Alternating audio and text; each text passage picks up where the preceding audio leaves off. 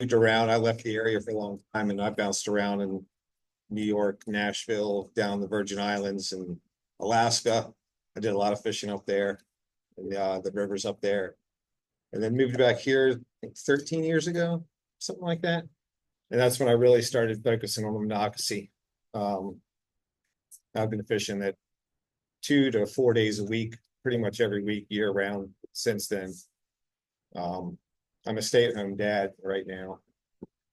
I have a 4-year-old and a 2-year-old, so I'm busy with them most of the day. My wife owns a barber shop in Mount Airy, so she's there all day, and I'm with the kids. And then on her days off, she's super supportive. I'm usually out in the river fishing, you know, as much as I can. Oh, nice. Um, the musky, that's my claim to fame. Now I catch thousands of smallmouth a year, and now I'm the guy who caught the musky. Um, it was March. That time of year, the water's still super cold. It's in the low 40s, upper 30s. So all the smallmouth are in their wintering holes those months. And I hiked out to one of my favorite wintering holes. I don't fish it very often because it's a brutal, brutal wade upriver to get to it. It's a couple miles. It takes over an hour to get up there. So I hiked all the way up there, and I wasn't catching any fish, and I wasn't catching any fish, and I was down the steep hole, and I knew there were fish there. And I was fishing a tiny little Ned rig for smallmouth, just like a 3-inch plastic on a little jig head, and threw it out. And before it hit bottom, I felt the thump, and I went to set the hook, and it was like when you think you're snagged on a big fish at first. And I felt the head shake a little bit, and I just held on. I couldn't. It was just stuck. I couldn't even move it.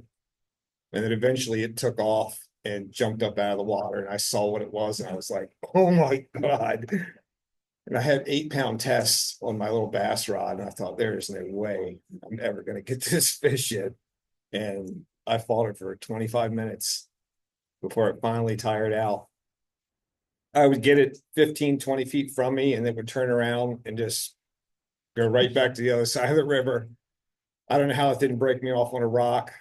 I had a number one size hook that was stuck right in the tip of its nose, and like the perfect spot where its teeth didn't hit the line. It's just a miracle I got it in. Um, it jumped, it ran me down river. I had to chase it down river at one point because I was running out of line on my reel. It was wild. And eventually got it in, took a few pictures. It took about 10 minutes. I sat with it in the shallow water and just held it and kind of let the water run through its gills. It was worn out. I was worn out. I was shaking and excited. And it eventually got its strength back, and it took off and swam back down into the deep hole that it came from. It's wild. I doubt it lives there all year. I have a feeling it came up in the fall from the Potomac and settled in that hole over the wintertime. I catch a lot of suckers in there. I know the muskies like to eat suckers. So I think it was probably just hanging out in that hole for the wintertime. I imagine when the water starts warming up, it would probably go back to the Potomac. I don't know. I guess it could stay there year round. But yeah, that's the muskie. I don't know if there were pictures up there. As far as the smallmouth go, I'll start off with some tips that kind of cover year round stuff, and then I'll break down the seasons a little bit more, and specifically what I do for each season. One of the most important things, the Monocacy, the water is low and clear a good part of the year.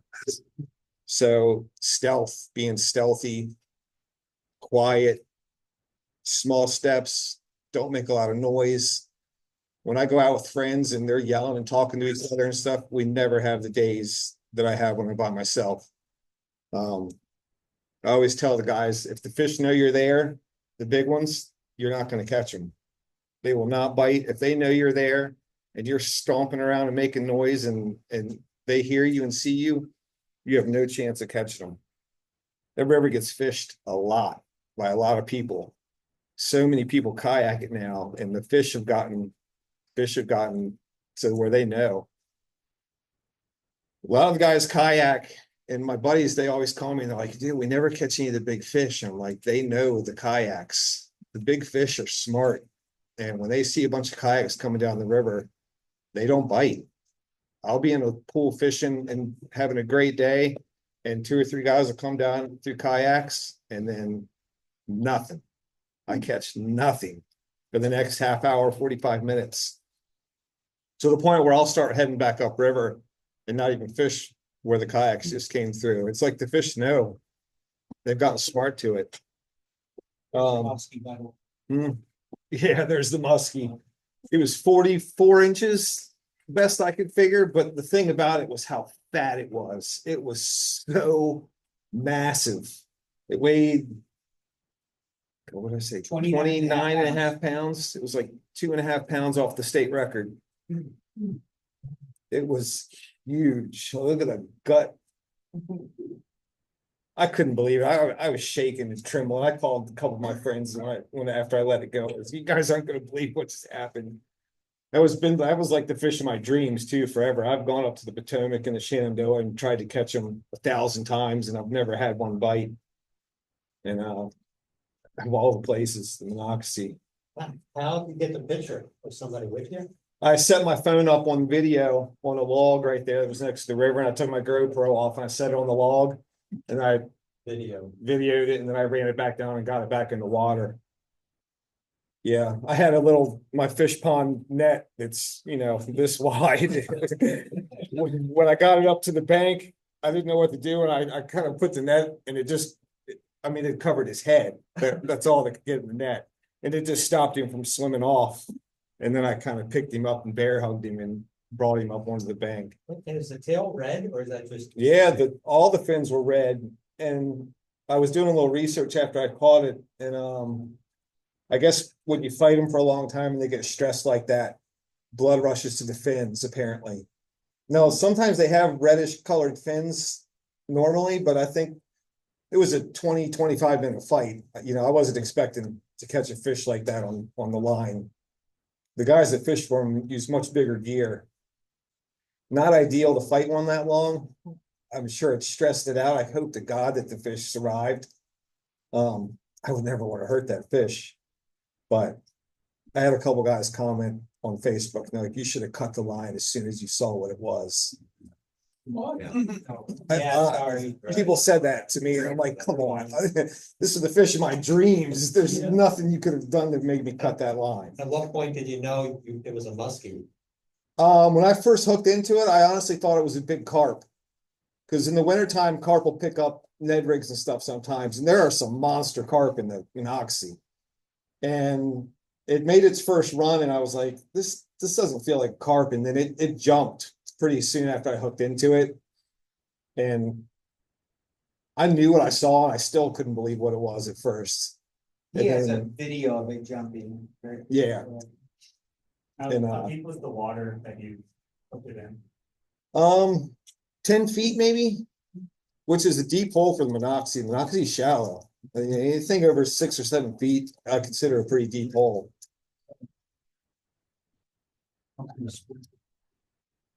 So, yeah, back to being stealthy. I wear all camo, gray cloudy days. I like the Sims sun shirts. I have like a gray camo cloud shirt. This Riparian camo I like a lot.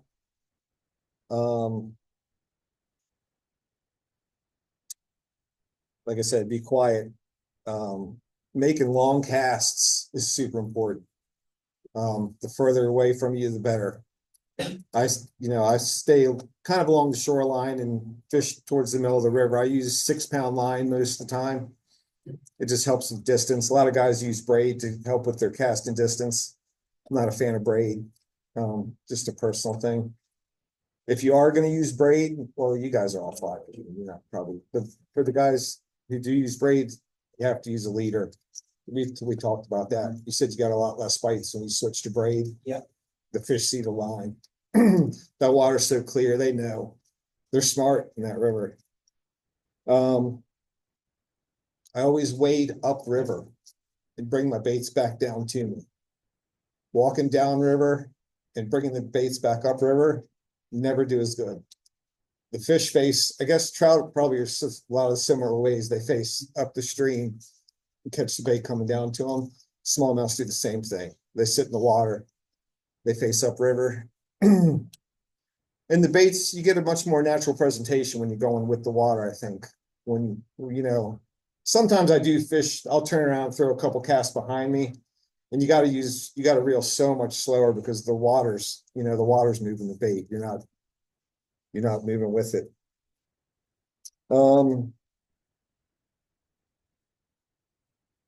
Another thing, this is a lot of this stuff is similar with trout fishing too. Listen to the fish.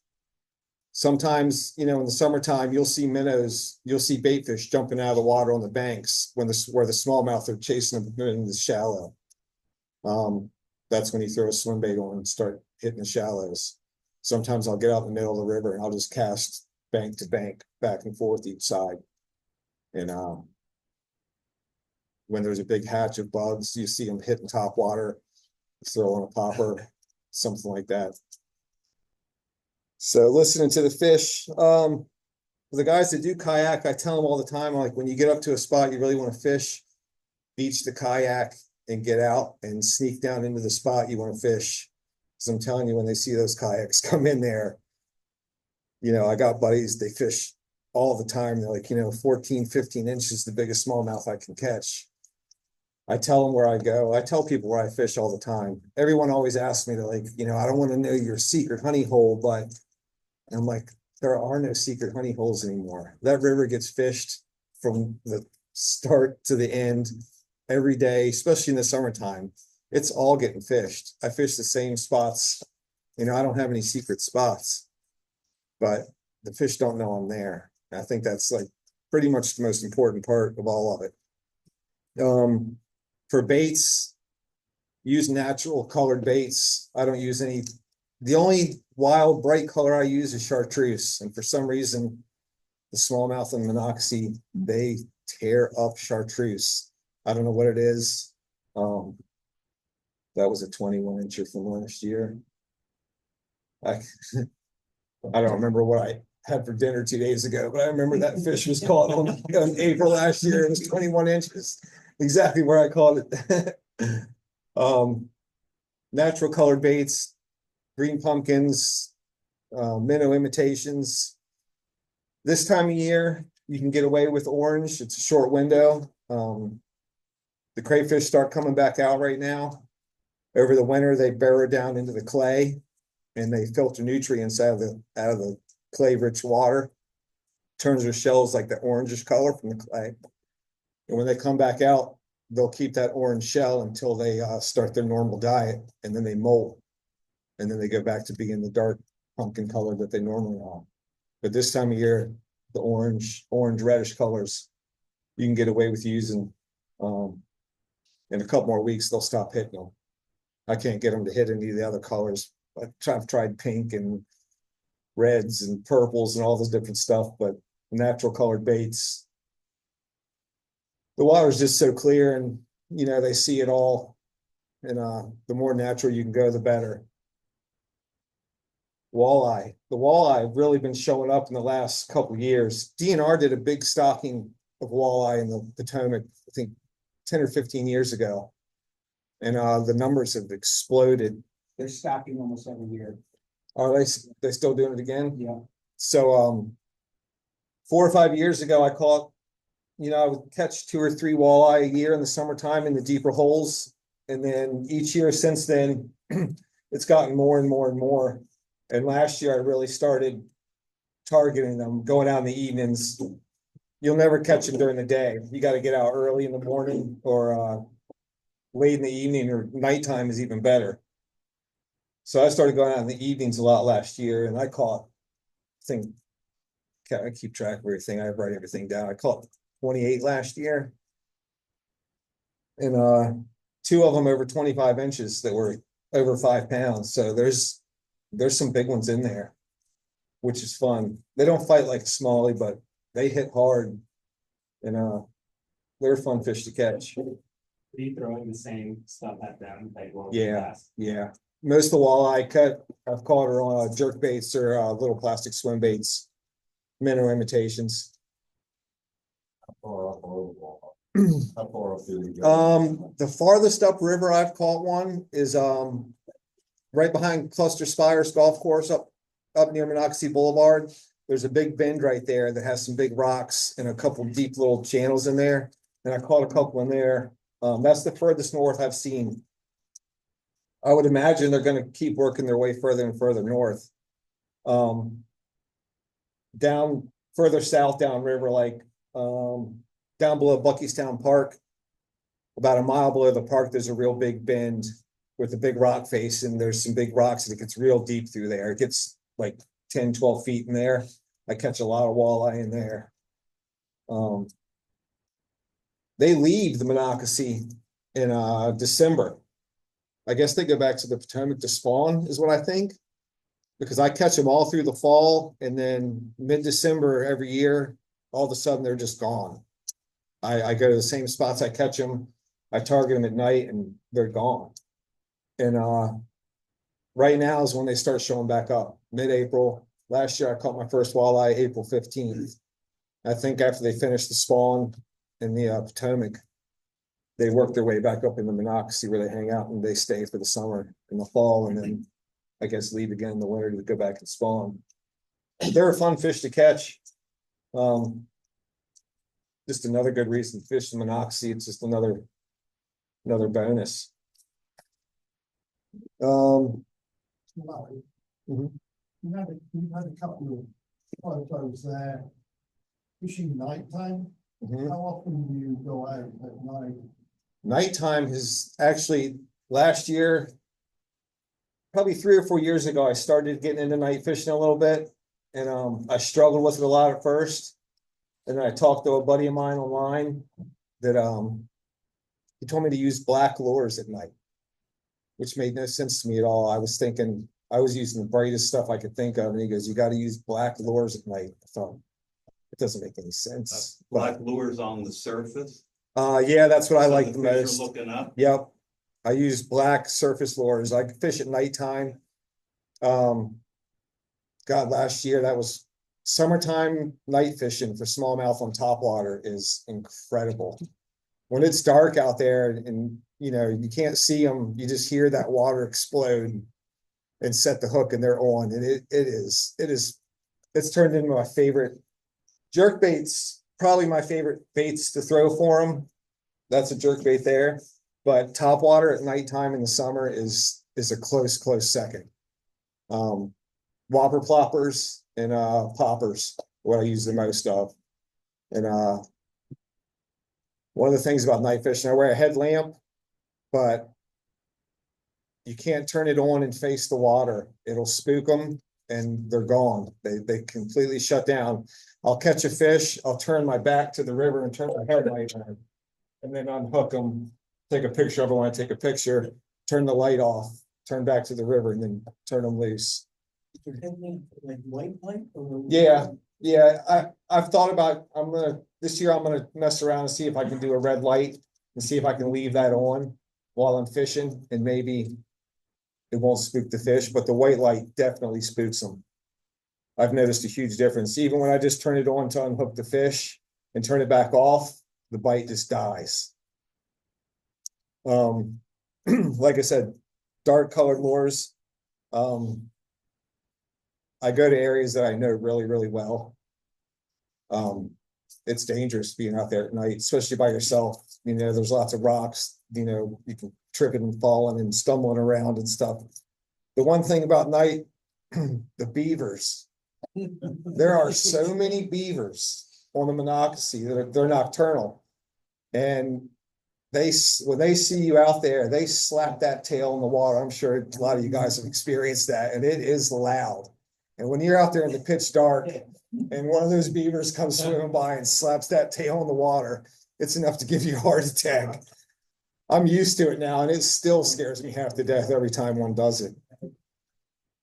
But yeah, I love going out nighttime.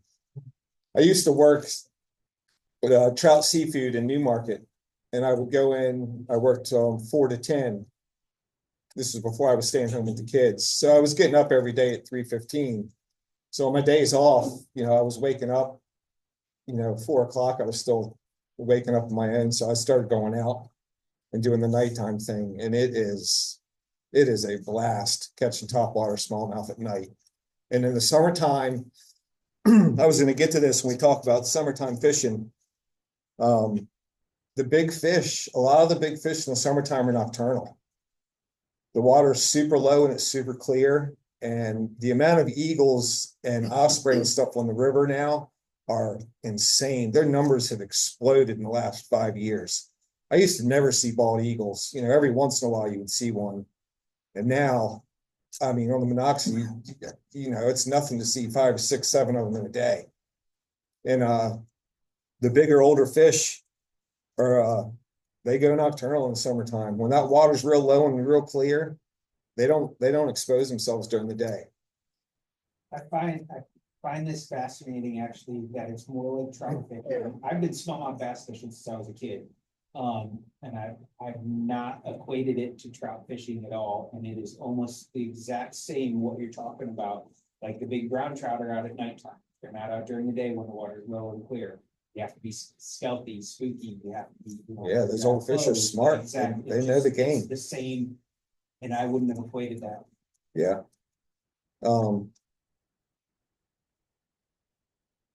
We can talk about summertime stuff. Like I said, early morning, late in the evening, and nighttime is your best bet. During the day, you can still catch some big ones here and there, but your odds of catching a big one go way, way down once that sun gets up in the sky. Deep water for the summertime. That was on Saturday morning. Is that my Facebook page or my? Yeah. That was over by the mill of Buckystown Park. That was a 18-incher in that fast water. This time of year, it's super challenging, but it's also super rewarding. It's hard to pattern the fish right now because they're coming out of their water, they're coming out of their wintering holes, and they're all over the place. But March and April are the best time by far to catch a big smallmouth. They come up out of the Potomac into the Monocacy to spawn, and then they spawn and then they head back down into the Potomac. So this time of year right now, March is my favorite month to fish the Monocacy for big fish. Like I said, that's when all the big fish. I got guys who fish the Potomac that are good friends of mine, and they come into the Monocacy in March. So what areas are you targeting, and what water levels are you targeting? Right now, fish it all. All of them. Some days they're in the shallow, fast water. I'll go back the next day and there won't be a fish there. They're spreading around right now. They're constantly on the move. They're heading upriver. The dam at Buckystown Park by the old mill, they'll stack up in there and take a break going through all those rapids. They'll get off into the side stuff. This time of year, sometimes you go in there and it's one after another big fish, and then they go back the next day and there won't be a fish in there. Are they spawning now? Not yet. That was on Saturday too. That thing was a dinosaur. It doesn't look that big in the video, but it was walking up a little creek bank. No, they're not spawning yet. Early May is when they really start, when I start seeing them with beat up fins, and I'll start seeing some beds and stuff. I don't fish a lot in May. That's the one month of the year that I don't fish a ton because I just don't mess with them when they're spawning. I like to let them do their thing. I'll go fish the shallow, fast stuff where I know they're not spawning and catch smaller ones just to get out there. But I leave them alone in May. That was a 20-incher. What are you doing? Dropping your GoPro down in the water? No, that I actually took with my iPhone. I have a waterproof case for it. And I hit record on the video and turn it upside down and stick it in the water and just kind of walked with the fish. Normally they take off so fast that you don't get a chance to video them. I try and get that shot and it never works out. And every once in a while you get a good shot like that. But yeah, this time of year, sometimes they're in the deep, slow moving water. Sometimes I find them in the fast, shallow water. God, every time you think you got them figured out, you go out there the next day and they've done something completely different. That's what makes this time of year so tough. But it's also your best chance to go find a big one.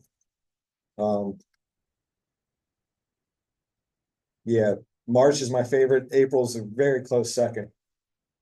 A lot of the big fish, after they spawn, they'll head back to the Potomac. There are plenty of big fish. I have a lot of friends who think all the big fish leave Monocacy. There are plenty of big fish in the Monocacy year round.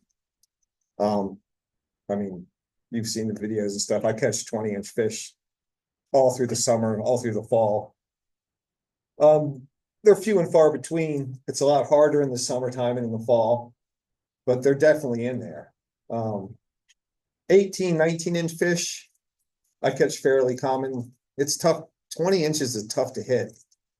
I actually caught 5 in March this last month that were over. I caught 2 that were 21 and 1 that was 21 3/4. And that's the biggest one. That was my PB. How much did that one weigh? Did you weigh in? 4.78. Yep. It's tough to get one over 4 pounds. Even the 20-inch fish rarely hit 4 pounds. This time of year, it can happen when they're fat, obviously with eggs and stuff, that they have an extra half, 3/4 of a pound on them. But Where's the video of the musky jumping? Have you got a lot on that page?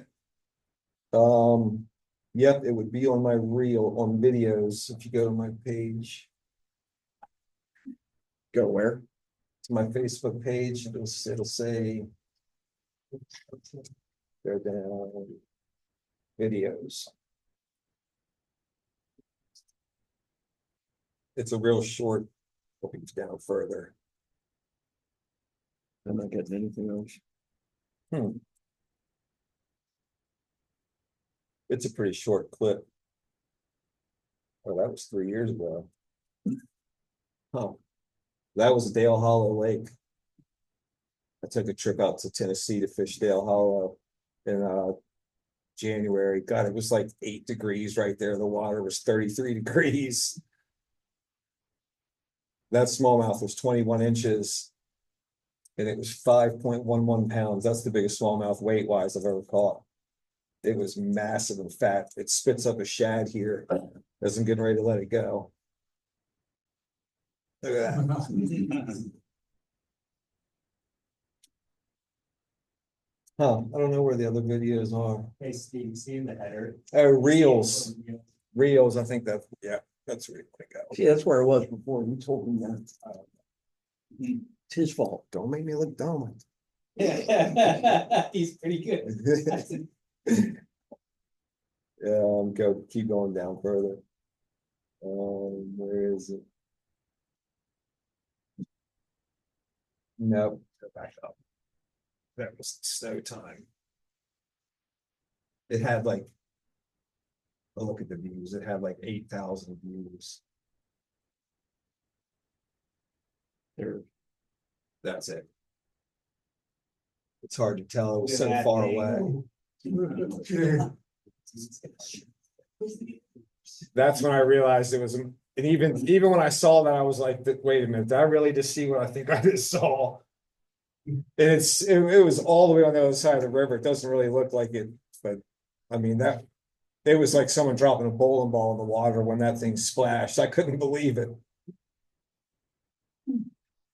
Yeah. I'll never forget that fish.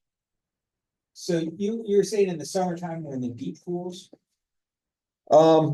Yeah, the summertime. They'll move up early in the morning and into the shallow water and chase bait fish. The bait fish love the shallow stuff. And in the summertime, when the water temps get real high, they like the shallow, faster moving water. I think there's more oxygen. During the day or Early morning. early morning? And then when the sun starts to get up, they'll fall back into the deeper holes for the daytime. The big tree roots and stuff that are on the banks, they'll get up under those. They'll go up into the cut banks too. Any kind of structure, laydowns, logs, they'll go under there and feel safe. Anywhere they can get out of plain view and not feel exposed, I think, is where they pretty much go in the And summertime. then in the morning and evening and nighttime, they're in the shower. Yep, Okay. yep. Early morning, I fish the shallow stuff. God, water you think would never have a fish in it. Sometimes, I mean, I've caught them in, 6 inches of water that's just moving. And you think you would see them in there, you don't even see them. And they're in there. It's wild sometimes. What do you call them? Early morning? Um, as soon as you can, it's light enough to see. I usually get out there an hour or two before the sun comes up and fish night, and then fish into the morning. And then as the sun gets up, I'll move to the deeper pools and target them in the deeper water. Now, the smaller fish, they're still out. They're, I fish it all. I'll walk through the shallow stuff and catch. I'm fine catching, 9, 10, 11-inch fish. I'm fine with that. There are days like in May, like I said, I target the smaller fish in May. Good jump. Yeah, they fight, especially you get them in the current, smallmouth fight. They're strong little fighters. Hey Larry, with the last few drought summers that we've had, have you noticed any impact in the fish populations from your perspective? Population wise, no, it makes for tough fishing. The water is super low. I think 2 years ago, we had a big algae bloom in the spring, and there was tons of green algae floating down through the water. It made the fishing next to impossible. It was a rough spring. I pretty much switched to topwater that spring. That's all you could fish without getting hung up on stuff. I guess all the fish in the Monocacy stand low water, high temperatures, so they wouldn't need it. Yeah, they make it. Like I said, though, it makes it tough. But sometimes it also funnels them all into the same big pools. When the water gets super low like that and warm, it's almost like the wintertime.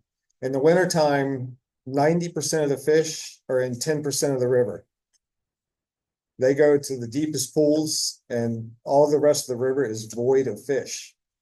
I started fishing wintertime 3 or 4 years ago, and at first I struggled bad with it. I couldn't catch a fish to save my life. And then I started focusing on the deeper pools, and a buddy of mine, an old gentleman, told me that. He's like, 90% of the fish are in 10% of the river. And that stuck with me. And you got to find the deepest pools you can. And most of them are pretty far away from any of the public ramps or access points. The winter spots I go to, people always tell me, they're like, where do you go? And I tell people, and they're like, well, how did you get there? I'm like, I parked here. I hiked, 45 minutes to the river, and then I waited another hour and a half upriver. And they're like, what? And I'm like, that's where the fish are in the wintertime. So. You ever have like issues with access once you're in the water, like people's properties and stuff? No, I've heard a lot of horror stories. I fish from the mouth pretty much up to Lagore Bridge and back. I bounce around every week. I never go to the same spot more than once. I try not to hit the same spot in the spring and summer more than once a month.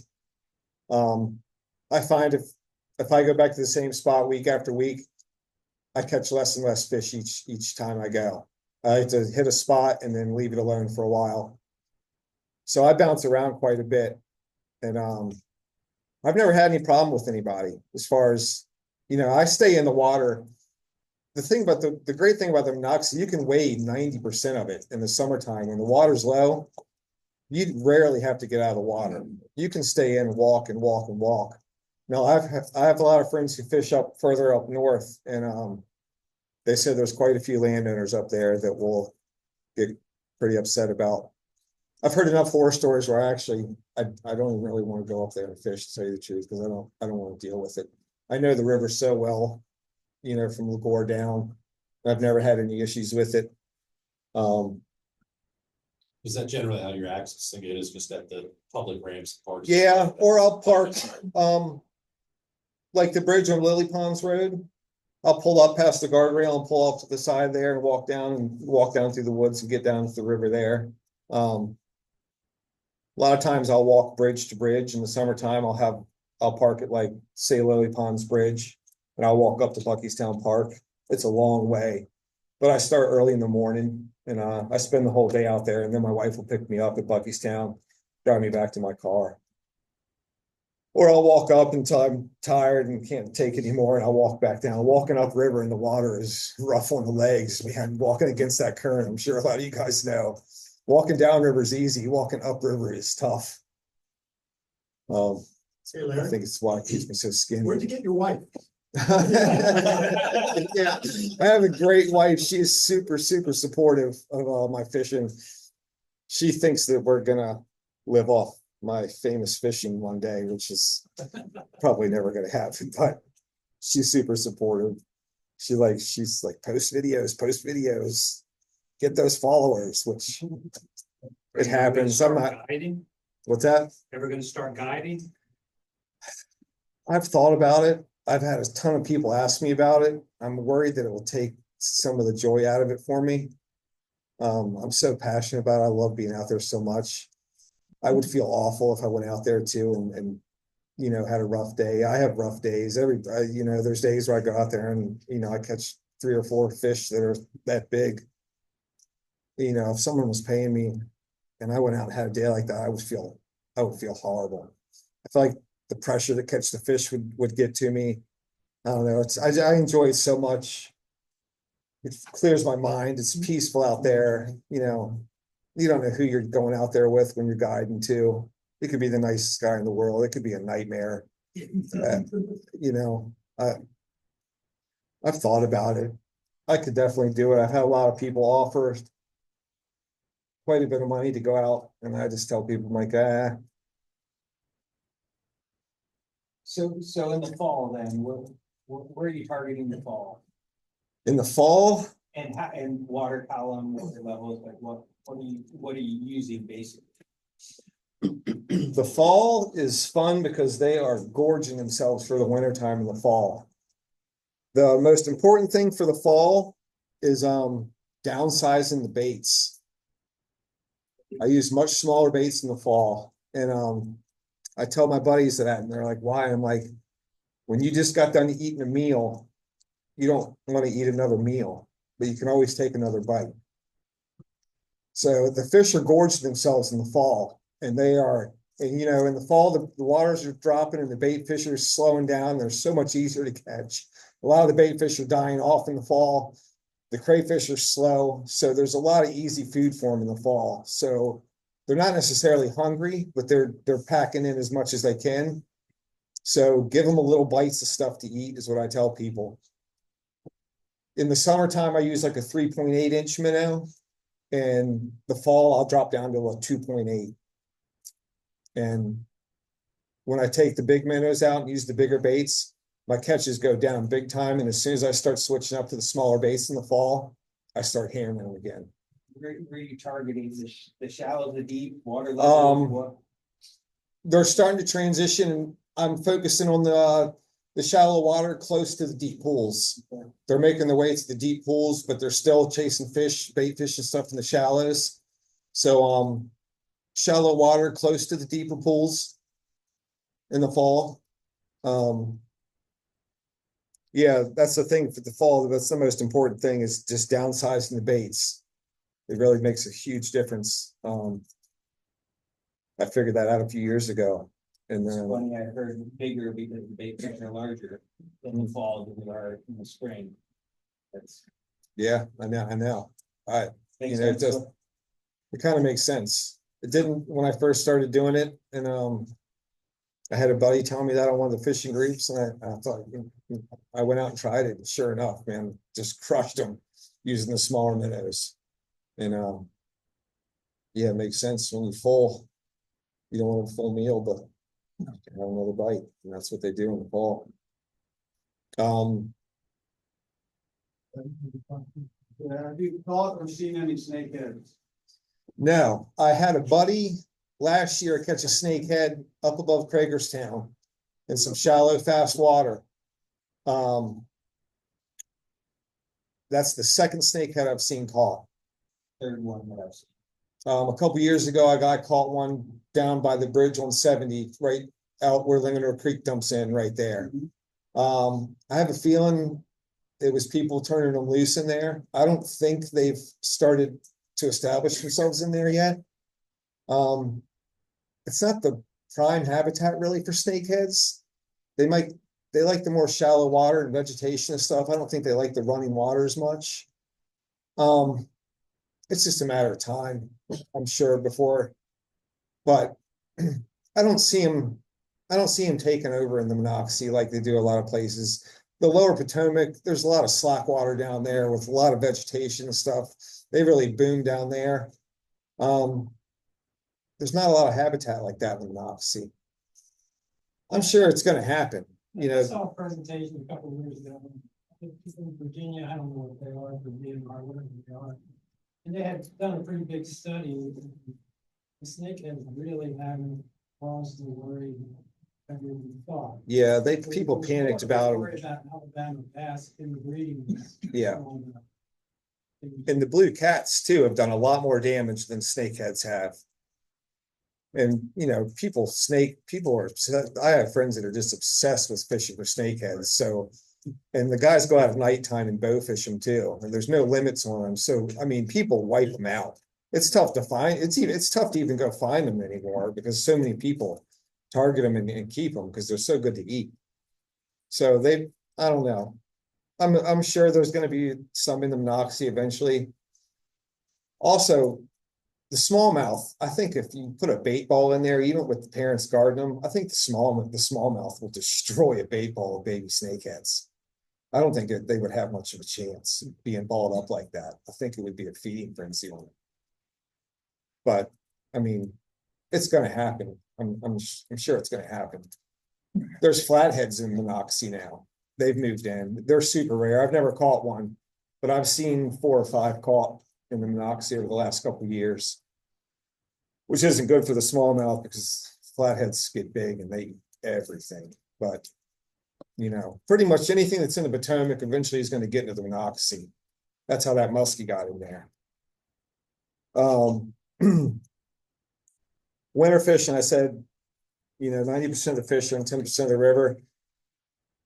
It's good because, you know, you can go to a deep pool in the spring and summer and fall. I cover tons of water. I'll start at a bridge and walk to the next bridge and fish it all.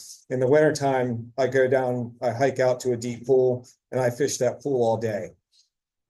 One of the things I tell all my buddies, when you can't fish slow enough, when you think you're fishing slow enough, fish slower. I drag stuff on the bottom, little creature baits, little Ned rig, little plastic worms. I throw it out, I let it sit, and I don't touch it for a minute, 2 minutes. Sometimes they'll hit it, just dead sticking it laying on the bottom.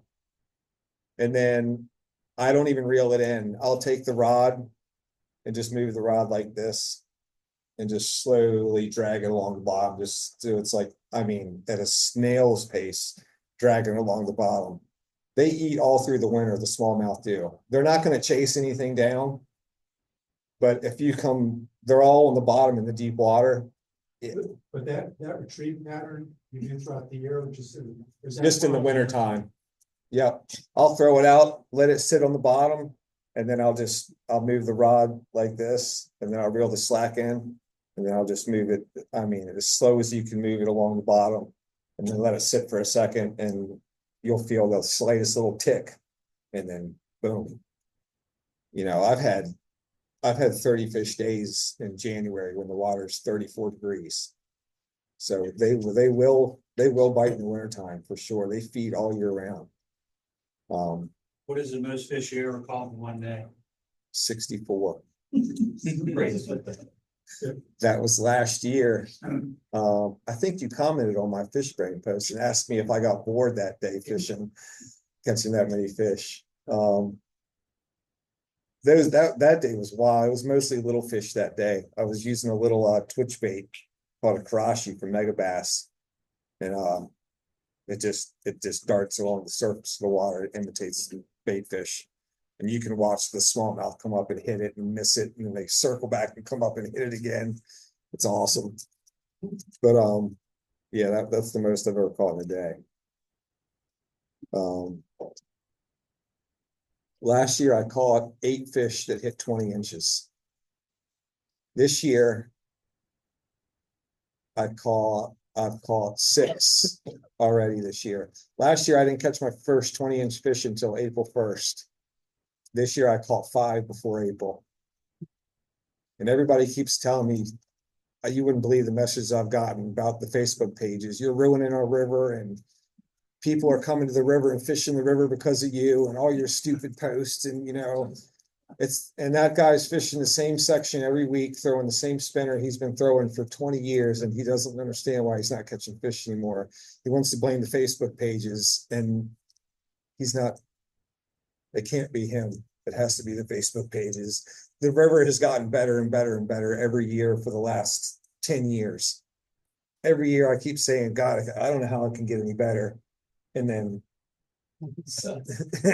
it just keeps getting better and better and better. It's fishing so good. Larry, do you attribute that to the resource efforts where they're doing erosion control?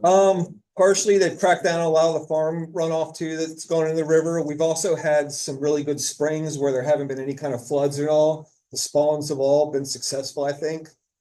There's been a few years along way back in the day where there were some huge floods in the spring and it really kind of killed the spawn, I think. So I think we've had a lot of successful spawns in the last 10 years.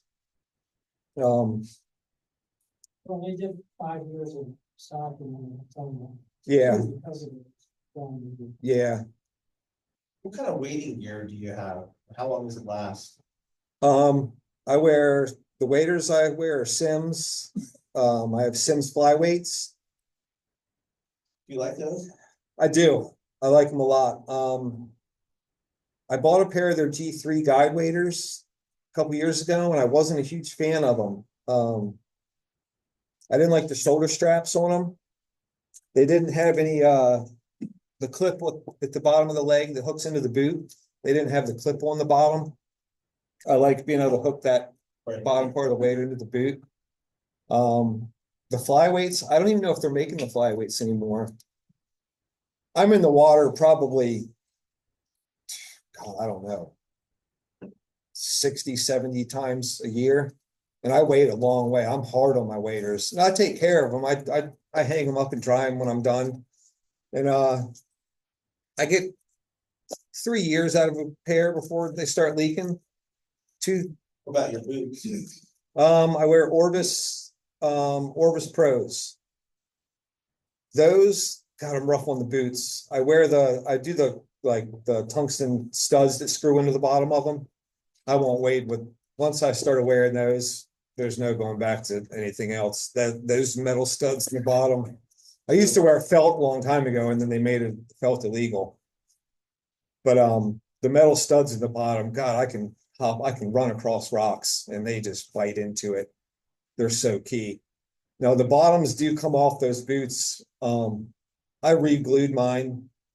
This is the 3rd year I've been wearing the same pair of boots, and I'm probably going to have to get another pair before the year is over. I've re-glued them twice. And they're starting to flap in a couple little spots, and I'm starting to get gravel in them a little bit again. But the Sims waders I liked. The pair I have now, I actually started leaking a couple weeks ago, and I called Sims and I mailed them back to Sims, and they're going to fix them. They said they'd fix them for free. I've had them almost 2 years too. It says on the website after a year you have to pay, but I called them and told them the situation, told them how much I fish and how much Sim stuff I buy. I wear all the sun shirts, the sun protection shirts I love. Save your skin out there. I have a lot of Sim stuff. The guy I talked to was super cool about it. He said, mail them to us. We'll check them out, patch them up, and send them back to you. So they were super good about it. I have a couple cheap pairs of like frog togs that I got for like $100 that I wear just as a backup, just in case something happens, thorns or walking through the woods, sometimes stuff happens. But Do you like the Orbis boot better than the Sims boot? yeah, I do. I don't know why. I just always preferred the Orbis. I've only had one pair of Sims and I got them used. So I don't know what kind of condition, how much they went through before I got them. But I had the laces break on them and the sole came off. With the Orvis boots, like I said, I've re-glued them twice and the boot glue has done a pretty good job with them. My Vestas fish pond, I have a net that has a magnet clip on the back that hangs off my back that I can reach back and grab with, that I use. Did you find that on the river, right? With that. You How find did you it? lose one? That hurts. Oh, I lost two. The fish pond nomads, yeah, they're not cheap nets. First time I used it, I lost it. So I had to go buy it and I lost it last year fishing with Larry. Yeah, Sorry, we're gonna. Last question then, Bob. Do you use any shad or anything? yes. Nico makes a Helgramite. I just posted. I think, right. It's like an Elastec blend. It is super durable. You can catch 30 fish on it and it doesn't have a mark on it. With a like a 1/10 ounce jig head. And I'll either bounce it along the bottom or I'll pop it up off the bottom and let it fall. Or I'll throw it in fast water and just kind of let it bounce around, bounce down through the fast water. Smallmouth Helgramites in the Monocacy are lights out. The smallmouth tear them up. About shad imitation. I don't fish too many shad imitations. No. But Helgramites for sure. That's one of my go-to baits. I love Helgramites. Yeah, I'm sorry, I could go on and on about fishing in Monocacy. I don't even think. Thank you, appreciate it. Thank you very much. There's a little souvenir. Yeah, I appreciate